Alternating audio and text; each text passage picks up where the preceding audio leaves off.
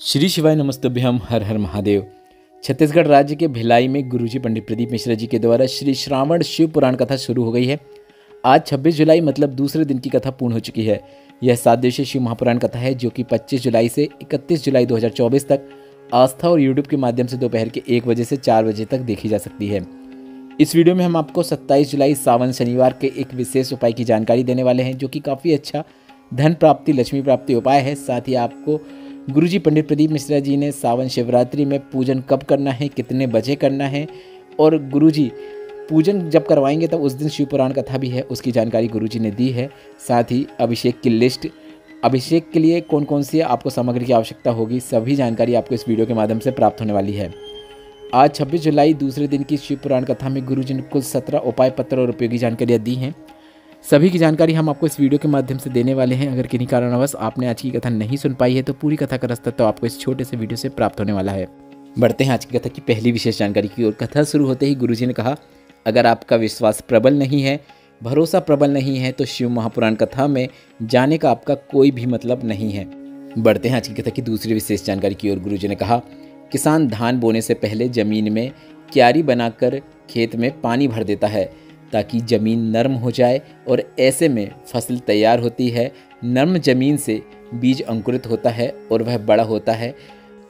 उसी तरह आप भी अपने अंदर इतनी नर्मता ले आओ कि अगर आपके मुख से श्री शिवाय नमस्तुभ्यम निकले और तुम्हारा कल्याण हो जाए। सभी गुणों में सर्वश्रेष्ठ गुण है नर्मता का गुण। नर्मता का गुण ऐसा होता है जिसे हम परमात्मा को अपने पास लाने के लिए उपयोग कर सकते हैं, रूठे को मनाने के लिए, रूठे को अपने पास लाने के लिए उपयोग कर सकते हैं। बढ़ते हैं आज की कथा की तीसरी विशेष जानकारी की ओर। गुरुजी ने कहा, कल एक बच्चे ने प्रश्न किया था पत्र के माध्यम से, क्या श्री शिवाय नमस्तुभ्यम बोलने से, नमः शिवाय बोलने से, ओम नमः शिवाय बोलने से भगवान आ जाते हैं? तो गुरुजी ने कहा, मैं उस बच्चे से कहना चाहूँगा कि तुम अपने पड़ोस में आसपास जो बैठा है उसे अपशब्द बोलना शुरू कर दो। देखना तुम्हारे बोलने से उससे गुस्सा जरूर आएगा और वह उसका जवाब जरूर देगा। उसी तरह श्री शिवाय नमस्तुभ्यम बोलने से भी महादेव अवश्य आते हैं। या फिर आप अपने घर में जो भी जानवर है उस जानवर को या फिर गाय को आप जब प्यार से बुलाते हैं तो वह तुम्हारे पास ज़रूर आता है। उसी तरह भगवान को भी अगर आप दिल से पुकारते हैं तो वह आपके पास ज़रूर आते हैं। बढ़ते हैं आज की कथा की चौथी विशेष जानकारी की ओर। गुरुजी ने कहा, आपको मंदिर में किसी को ये नहीं समझाना है कि ऐसे पूजा करो, वैसे पूजा करो, ऐसा मत करो, ये मत करो, ये अर्पित मत करो, ऐसे अर्पित मत करो। आपको अगर बोलना ही है, उन्हें समझाना ही है तो भोलेनाथ के मंदिर से बाहर निकलने के बाद आपको बोलना है। महादेव के सामने आपको बोलने की आवश्यकता नहीं है, इस बात का आपको ध्यान रखना है। बढ़ते हैं आज की कथा की पांचवी विशेष जानकारी की ओर। गुरुजी ने कहा, अभी सावन सोमवार में कई लोगों ने एक टाइम फलाहार किया होगा, एक टाइम भोजन किया होगा, कई ने दोनों टाइम फलाहार किया होगा, कई ने एक समय पर भोजन, एक समय पर कुछ भी नहीं खाया होगा, किसी ने एक समय पर फलाहार और एक टाइम पे कुछ नहीं खाया होगा, और कोई ऐसे भी होंगे जिन्होंने सुबह शाम कुछ नहीं खाया होगा, दूध पीकर व्रत रखा होगा। अब ऐसे में शंकर भगवान से पूछा जाए कि तुम किसकी पहले सुनोगे, किसे पहले मुक्ति दोगे?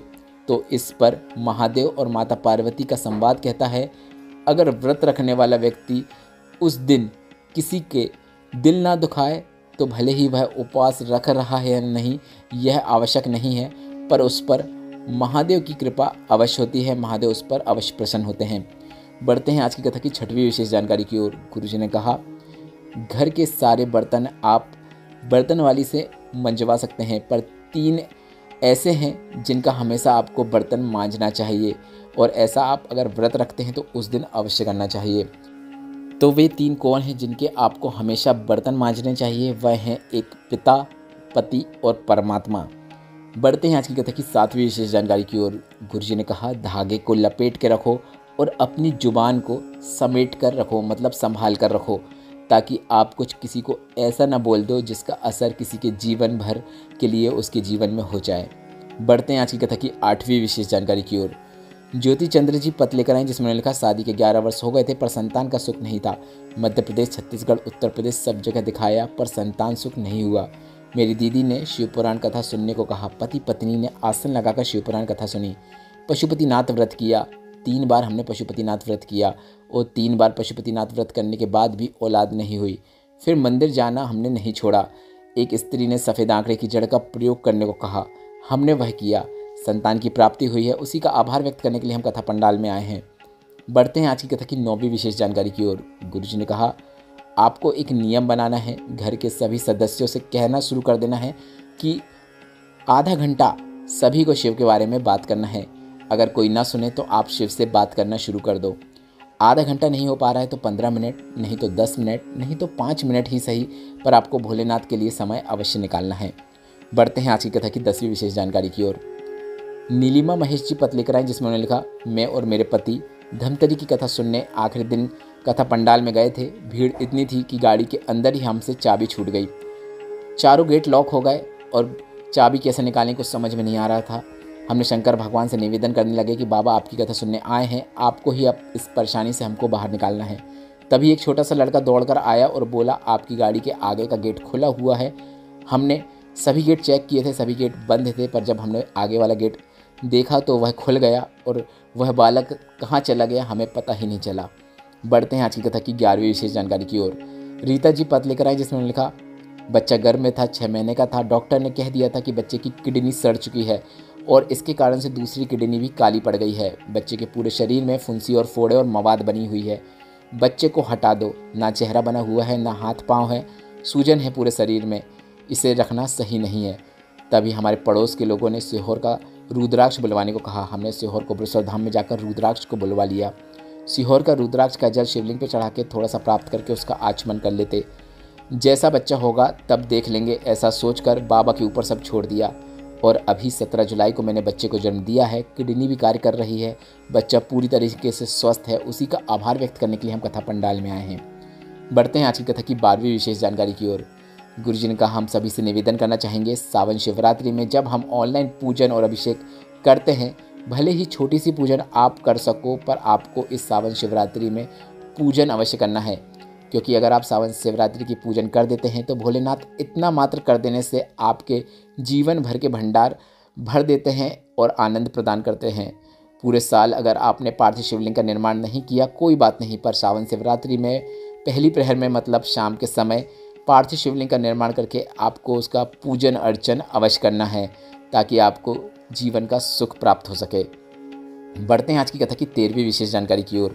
गुरुजी ने कहा, 2 ऐसे राजा हैं जिन्हें भोलेनाथ ने दर्शन दिए। पहले हैं बाणासुर, जिन्होंने भोलेनाथ के प्रकट होने पर सिर्फ अपने लिए ही नहीं मांगा बल्कि पूरे संसार के लोगों के लिए मांगा। दूसरे हैं वीरमणि। वीरमणि से महादेव ने बोला, मांगो क्या चाहते हो। तो वीरमणि ने बोला, मेरी रक्षा करना, मेरे परिवार की रक्षा करना, मेरे पूरे राज्य की रक्षा करना। इनकी रक्षा करने की जिम्मेदारी अब आपकी है। बढ़ते हैं आज की कथा की 14वीं विशेष जानकारी की ओर। गुरुजी ने कहा, आप जब शिवरात्रि में पूजन करेंगे तो आपको भी प्रार्थना करना है कि हम पर, हमारे परिवार पर, हमारे राज्य पर और हमारे देश में जब भी कोई दुख आए, संकट आए, तो आपको ही बचाना है महादेव। इस प्रकार से आपको भी विनती करना चाहिए। बढ़ते हैं 15वीं विशेष जानकारी की ओर। गुरुजी पंडित प्रदीप मिश्रा जी की अगली शिव पुराण कथा 2 अगस्त से 8 अगस्त 2024 तक लोरमी मुंगेली छत्तीसगढ़ में होगी। इसके बाद अगली शिव पुराण कथा 12 अगस्त से 16 अगस्त 2024 तक पोंड रायपुर छत्तीसगढ़ में होगी और 2 अगस्त से लोरमी मुंगेली में शिव पुराण कथा शुरू होगी। इसके बाद 2 अगस्त को ही शाम को ऑनलाइन पूजन और अभिषेक गुरुजी पंडित प्रदीप मिश्रा जी के द्वारा शाम को 7 बजे से कराया जाएगा। यह सावन शिवरात्रि के अवसर पर वर्ष में सिर्फ एक बार किया जाने वाला गुरुजी का ऑनलाइन अभिषेक रहता है, जो गुरुजी सभी से शेयर करते हैं, सभी को दिखाते हैं, ताकि देखकर आप भी पूजन कर सकें और उसका अधिक से अधिक लाभ प्राप्त कर सकें। गुरुजी पंडित प्रदीप मिश्रा जी ने सावन शिवरात्रि की पूजन शाम को 7 बजे बताई है, 2 अगस्त को बताई है और पूजन और अभिषेक की लिस्ट बता दी है, जो आपकी स्क्रीन पर भी दिख रही है, जिसे देखकर आप भी नोट कर सकते हैं या फिर स्क्रीनशॉट ले सकते हैं। गुरुजी ने कहा, इस पूजन और अभिषेक में आपको 1 लोटा जल, गेहूं के 21 दाने जो कि हम वंश वृद्धि के लिए उपयोग में करते हैं, कमलगट्टे 5, कमल पुष्प मिल जाए तो अच्छी बात है, उनका भी उपयोग कर सकते हैं, चावल 108, काली मिर्च 21, काली तिल 1 चुटकी, धतूरा 1, बेलपत्र 7, समी पत्र 7, लाल गुलाब 7, अगर नहीं है तो सफ़ेद पुष्प का भी आप उपयोग कर सकते हैं, गोल सुपारी 3, एक गणेश जी के लिए, एक गौरा जी के लिए और एक संकल्प के लिए, 2 जनेऊ, देसी घी का दीपक एक अखंड और जो कि अभिषेक तक जलता रहेगा, और एक आरती के लिए फल 5 मतलब कुल 5 फल चाहिए, जैसे 5 केले। मिठाई प्रसाद में आप गुड़ या शक्कर का उपयोग कर सकते हैं, या फिर आपकी जो मर्जी हो आप मिठाई में जो आपको ठीक लगे उसका भी उपयोग कर सकते हैं। इत्र, पीला चंदन, मोली, कलेवा, नारा जो आप अपने हाथ में बांधते हैं। कपूर आरती के लिए लौंग, इलायची, पान के पत्ते। पंचामृत 2 कटोरी में दूध, दही, घी, शक्कर, शहद और गंगा जल को मिलाकर आप पंचामृत का निर्माण कर सकते हैं। रोली, पान का पत्ता, हल्दी की गांठें, पिसी हुई हल्दी का भी उपयोग कर सकते हैं यदि गांठें नहीं है तो। अबीर, गुलाल, मेहंदी और काली मिट्टी। शिवलिंग बनाने के लिए शिवलिंग पहले से ही बना कर रखना है। अगर काली मिट्टी नहीं मिल पा रही है तो आपके घर में गमले में जो मिट्टी है उससे भी आप पार्थिव शिवलिंग का निर्माण कर सकते हैं। आपके शहर में जो मिट्टी है उससे भी आप पार्थिव शिवलिंग का निर्माण कर सकते हैं। शिवलिंग आपको दोपहर में या फिर शाम को बना के रख लेनी है। 7 बजे से गुरुजी सीधे आपको पूजन करते हुए ऑनलाइन नज़र आएंगे, जिसे देखकर आप भी पूजन करके अधिक से अधिक लाभ प्राप्त कर सकते हैं। अब बढ़ते हैं आज के 17वें और अंतिम जानकारी की ओर। कल है 27 जुलाई 2024, सावन का शनिवार है, और गुरुजी ने शनिवार के दिन धन प्राप्ति के लिए, लक्ष्मी प्राप्ति के लिए एक लक्ष्मी नारायण वाला विशेष उपाय सभी से करने को कहा है। गुरुजी ने कहा अगर आप ऐसा करते हैं, यह उपाय करते हैं, प्रयोग करते हैं, तो लक्ष्मी के साथ साथ नारायण भी आपके घर में प्रवेश कर जाते हैं और आपके घर को धन धान से परिपूर्ण कर देते हैं। मतलब अगर आपका व्यापार नहीं चल रहा है, नौकरी नहीं मिल रही है, या फिर घर में पैसों की तंगी बनी हुई है, तो आपको शनिवार के दिन पीपल के वृक्ष के नीचे जाकर एक गोल बाती का घी का दीपक या फिर सरसों के तेल का दीपक प्रज्वलित करना है। पर यह दीपक आपको शाम के समय मतलब प्रदोष काल में प्रज्वलित करना है। प्रदोष काल वह समय होता है सूर्यास्त के 45 मिनट पहले से लेकर 45 मिनट बाद तक का समय प्रदोष काल कहलाता है। इसी समय आपको यह दीपक प्रज्वलित करना है। मात्र इतना कर देने से आपके घर में लक्ष्मी के साथ साथ नारायण भी प्रवेश कर जाते हैं और आपके घर से धन धान्य को घर से परिपूर्ण कर देते हैं। और सावन में अगर आपको ऐसा मौका मिल रहा है तो आपको यह पूरा लाभ लेना है और यह उपाय करना है।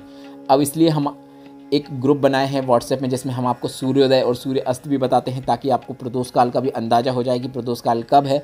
अगर अभी तक आप हमारे व्हाट्सएप चैनल से नहीं जुड़े हैं तो हमने कमेंट बॉक्स में व्हाट्सएप चैनल की लिंक को मेंशन कर दिया है, जिसमें आप जुड़ सकते हैं। हम रोज़ाना की तिथियों की जानकारी देते हैं, सूर्यास्त कब है, सूर्य अस्त कब होगा, उदय कब होगा, साथ ही साथ प्रदोष काल, अन्य उपयोगी जानकारी भी हम उस व्हाट्सएप चैनल पर डालते हैं, जिसकी लिंक कमेंट बॉक्स में है, जिसमें टच करके आप हमें व्हाट्सएप में फॉलो कर सकते हैं।